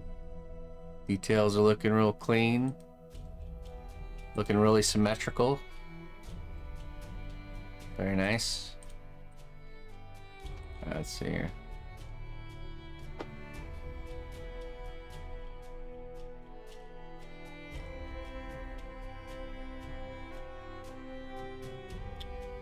Okay, so the only issue I see is that the way the character's standing, it's like it's gonna fall backwards. So the tail is supporting it. If that's what you want it to look like, kind of like how a kangaroo like balances on its tail, then that's great. But if you want it like a dog to be like sitting upright, the legs need to be more underneath its weight. You know what I mean? See how the feet are kind of forward, which means the character will be falling backwards. The feet need to be shifted right under the center of gravity to be able to actually stand like that. Otherwise, unless the tail is actually like being used like a kangaroo tail, then that works. Yeah, see right here. Let's see. Oh, pause this mouse, man. Okay, let's see it. You can see it right here. The feet are way in the front of the center of gravity is kind of like down the spine here. It should be more like right here where the feet are, if the weight is on the feet. Because right now, the way I read this is that the weight is on the tail of the dragon and not on the feet. So it just depends on what you want, but so something to keep in mind. If that's what you want it to look like, then that's great. If you want it to look like it's standing on its feet, then you need to shift the feet more under the center of gravity, and then that'll look good. So very good, Saradini. Very good. On to the next. Not sure if the horns are too long. Also, do you think I should do the step detailed all the way to the end, or only have 2 or 3 steps, then the rest of the horn smooth / rounded? If that makes sense. Any suggestion or help is appreciated. Okay, let's jump here. There we go.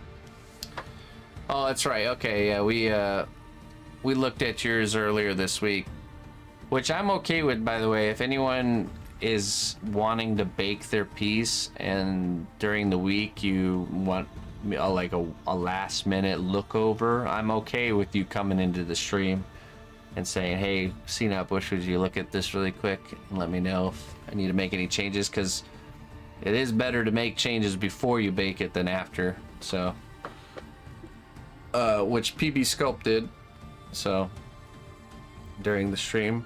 I think yeah, I don't know, I think it works with the length here. I think earlier in the week I talked to him about thickening the base of the scales.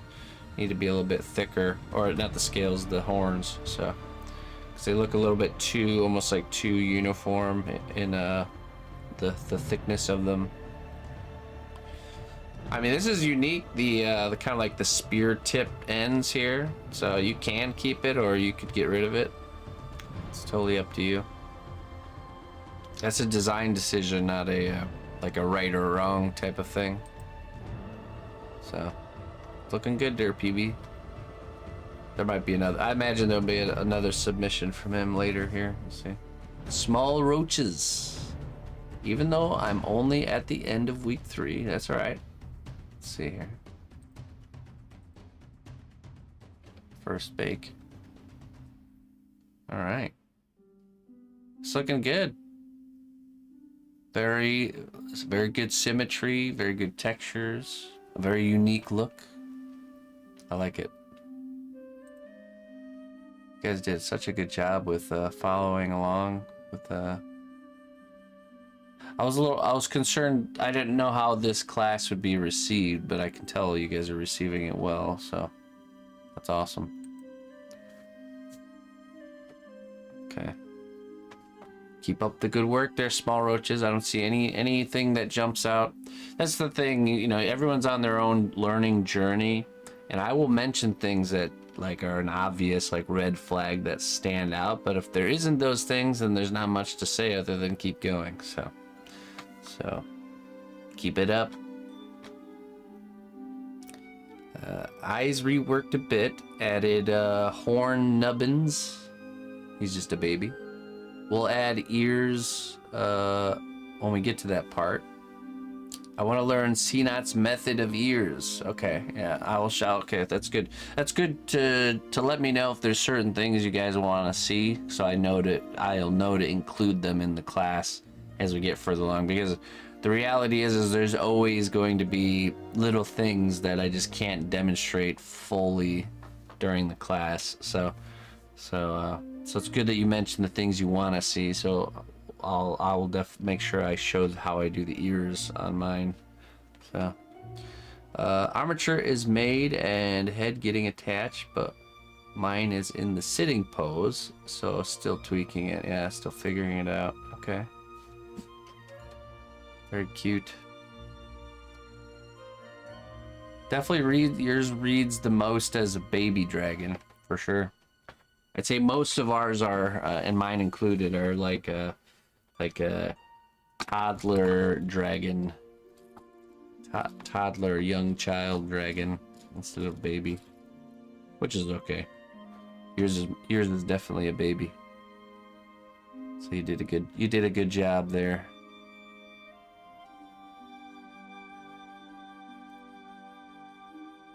I see. Okay. Yeah, this definitely needs, well, let's see.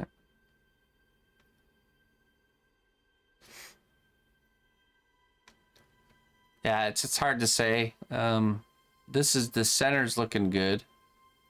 I could see, okay, so with it being a baby, usually the baby's head is much bigger proportionally to the body. So I could see your body already being too long. So you might want to consider shortening it.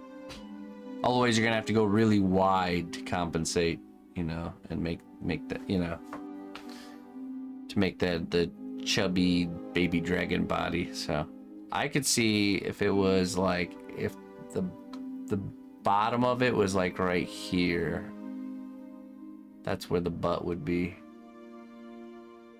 You know, so try to, and then also the same with the limbs. You're gonna want to go like smaller, chunkier limbs You don't want to do like these lanky, long limbs, you know, like what we have here. So that would be something I would tweak. Yeah. I'm trying to think.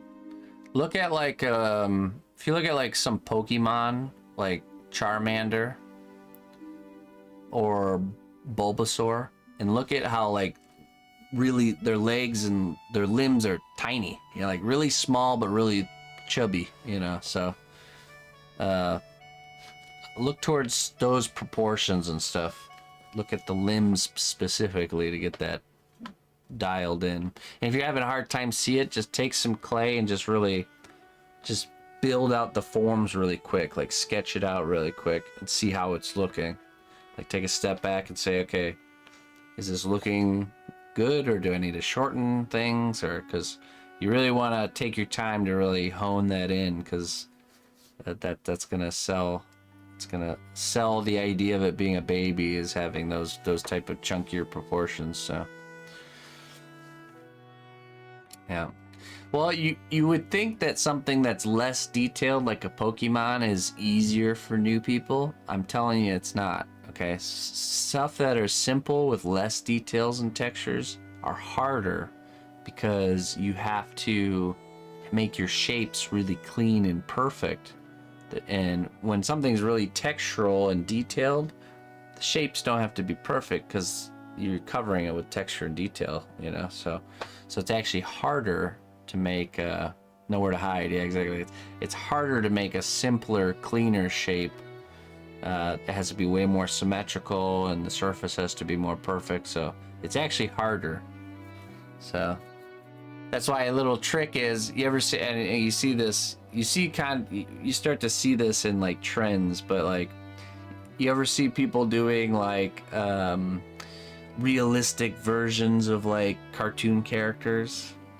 It's actually easier for them to do the realistic, like gritty version of the character than it is. It's more fun and easy to do than it is to try to just do the character how it is. So yeah, you'll see that a lot. Me and Emma like to watch sculpting videos on YouTube together.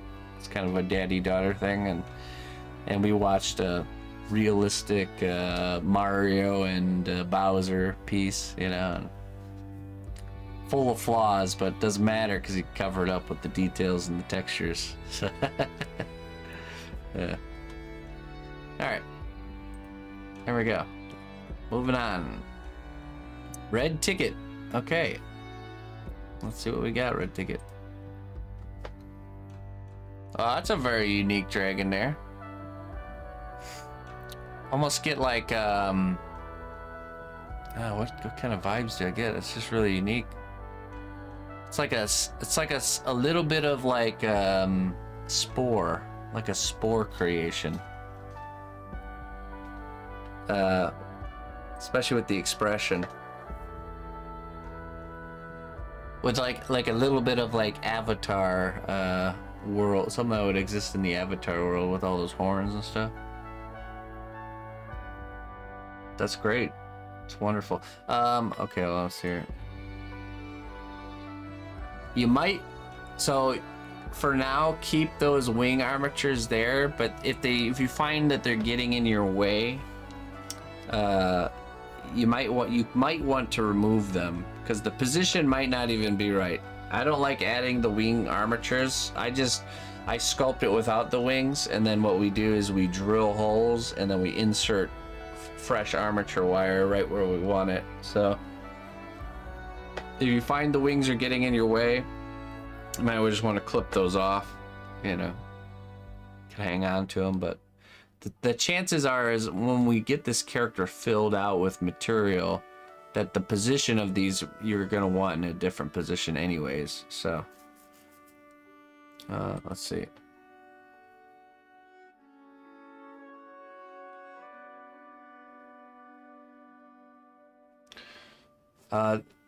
The back thighs here. Okay, let's go back here. Pause. Okay. This distance here between the middle and the where the thigh starts is way too wide. So I want you to cut that in half. So you can just rebend it and just add more to the floor. You know, you just make this bend correct and then kind of readjust everything. And you're essentially raising the character up, just adding more to the floor, really. But yeah, you want to cut this in half, because trust me, when you start filling this in, it's going to be way too wide. So yeah, I would say about half, even maybe even a little bit more than half. Because the back is actually, the back is way more narrow than you would think. And you just don't want to be running into your armature. That's definitely a bump into your armature situation there. Let's see. The front does look good. It's a little bit wider, but that's okay. It can be wider on the front.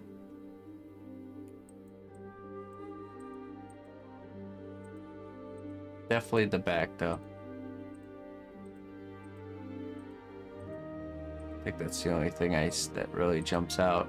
Yes, the wings and the back thighs. There we go. Okay. Looking good. Very unique, Red Ticket. Very unique design. I'm excited to see what you come up with, so. Sturdiest armature I've built so far. Looking forward to sculpting on this one. That's it, yeah. You learn the value of a sturdy armature early, for sure. When you deal with one weeble wobbly armature, you're like, oh, please, let's make that not happen again. Ah, look at that. That does look very sturdy. I'm a little worried that of the thickness on the foot on the bottom, but if you're making thicker legs, like thicker, stubbier legs, it will be no problem. But I don't think so. I think you'll be okay. You always have to be careful with certain areas getting too thick, but let's see here. Yeah, no, it's looking good.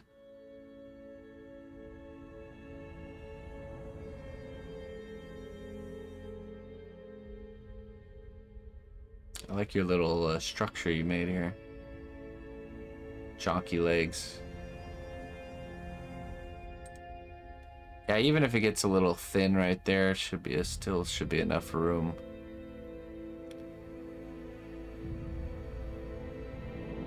Yeah, I like that twist on the horns. That's really nice. That is really nice. All right. Very good, Clayton. It looks solid. I don't see any proportional issues or anything, so I think you're definitely good to go. Rayun. Small progress. I paint in advance the mouth. Okay, so pre-painting the inside of the mouth, definitely something you can do. All right. It's a cute dinosaur-esque dragon.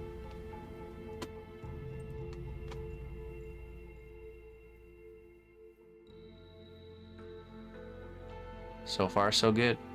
Yeah, this is something you can do if you do have paint that can survive baking just fine. You can do that. You can pre-paint parts like that. I've actually used, a long time ago, I experimented with, you can use watercolor and stain the clay. So you can use watercolor and stain certain parts, and it's not just paint on the surface, but the clay itself actually changes that color. So there's all kinds of different ways of doing things, so it's good that you're experimenting. There's my way of doing things is just one way. There's many ways, many unexplored territories, you know. And my method today, probably fast forward 2 years from now, it's probably completely different. Who knows? Looks good. Okay, PB Sculpt. Any criticism, feedback, welcome before the first bake. I think did we already see that one? Yeah, I think we did see that one. Yep. Okay. Aaron. I broke a few chin horns while making the armature. But here it is before I glue them back on. Just add the clay glue and resculpt. Let's see. Okay,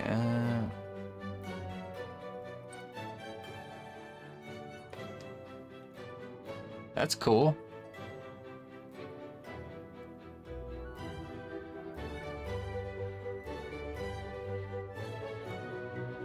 Okay, yeah. The proportions are looking good. Okay, I will say, okay, let's see here. So again, we have this issue where all of his weight right now is on this paw. So think about that. That he would have to be really grasping because he's like leaning back. See that? So you can do that. You just gotta make sure that this paw is like really flexed and maybe even crushing what it's grabbing because he has all his weight on this one paw. Or you can move one of these legs back and down over here. So then there's 2 points of support. Because right now it's like, you know, he's like, ooh, leaning way back and only has this one paw actually holding his weight up. So something to consider.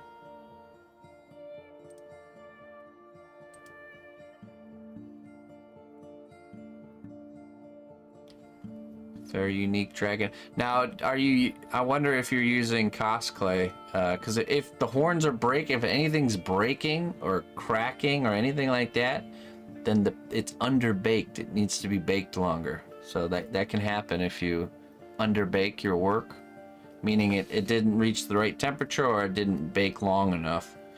The clay will actually be kind of like fragile. It'll be kind of like how Sculpting is, where it's easy to crack or break. One way you can test is you can take your fingernail and try to push it into the surface, and if it like scores the surface, like if it does damage, then it's probably underbaked. So, well, or you're using Sculpting, and that's just normal, and that's fine too. So, let's see here. I really like the look of your dragon, though. It's definitely a unique character. Alright.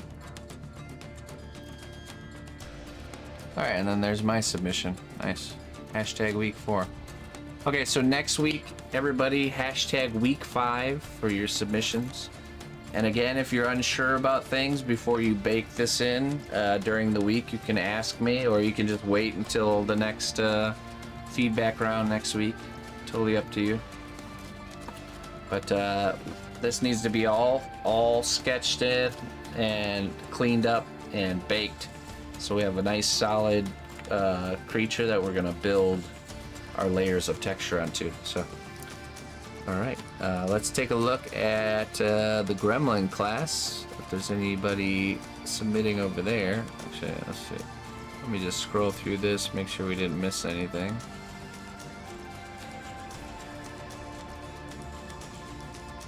Oh no, if we saw morph. Very basic shape. It won't look at all. Okay.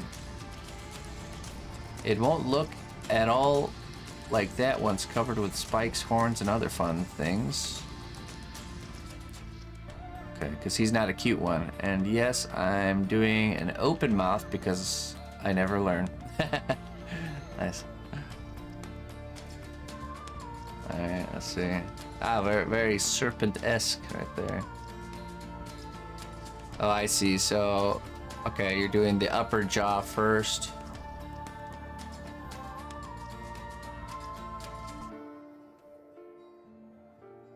All right. It's a good start there, Mr. Morph. I know it looks more like a snake right now. Yeah, that's fine.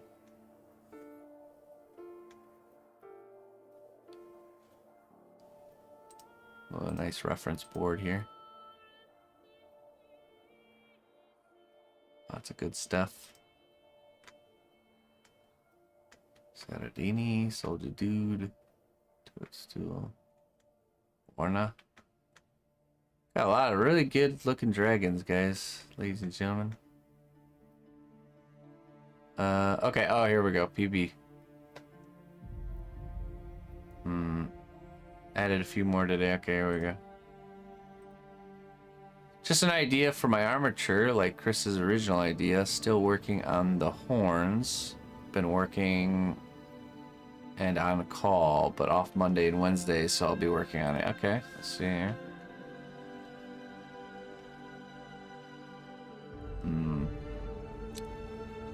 I might, so this one looks a little bit, this one looks the good right size. This one looks a little bit longer. See that?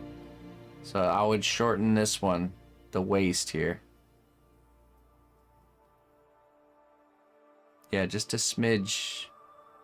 I mean, it might be okay. I could see running into this. It might be a little too wide on the back hips. But not by much. Not really, not by much. You just, if you just took the hips and you just kind of bent them so they, instead of being flat like this, they're like more like this, that would fix it. You know? So when you're looking at the back hips from the top like this, you know, you bend them like that. Bend them like that instead of like that. And that would narrow the hips. It'll raise the butt up a little bit and narrow the hips. That's probably how I would fix that.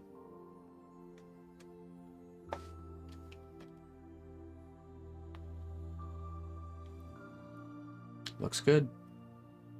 Everything else checks out so far. Oh, and here's the horns. Okay.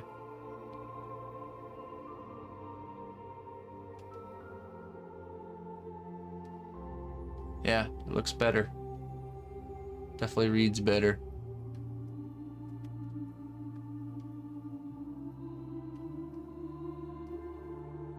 Very cool.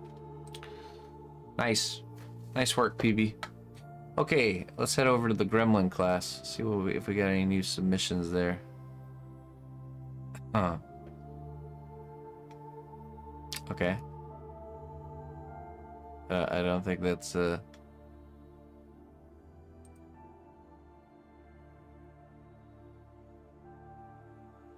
seems sus.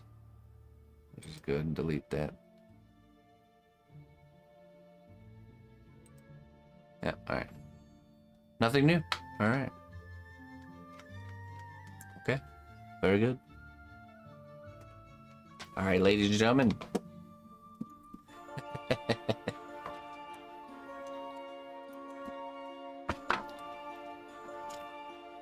There we go. I'm excited. Thanks for joining me, everybody. Thanks for the support.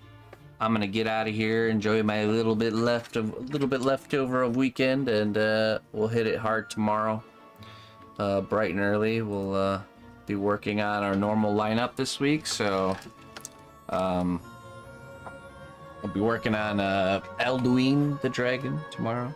So hopefully I see you guys then, or sometime this week. Let's find somebody to raid,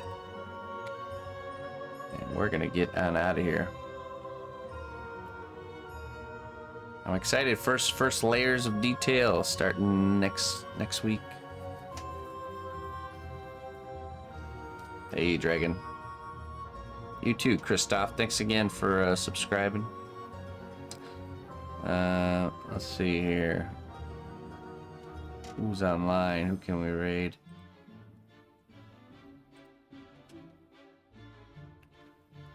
Is Charles on? I think he is. Oh, yeah, he is. We'll go raid Charles. See some really cool illustration work. He's a little bit crazy, that guy, but he does some really awesome illustrations.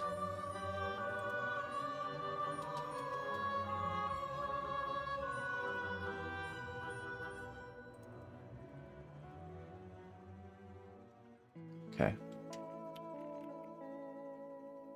Let's get.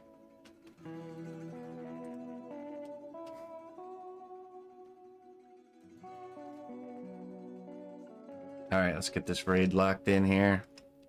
Thanks again, everybody. Have a wonderful rest of your weekend. and we'll see you tomorrow. Till then, bye-bye.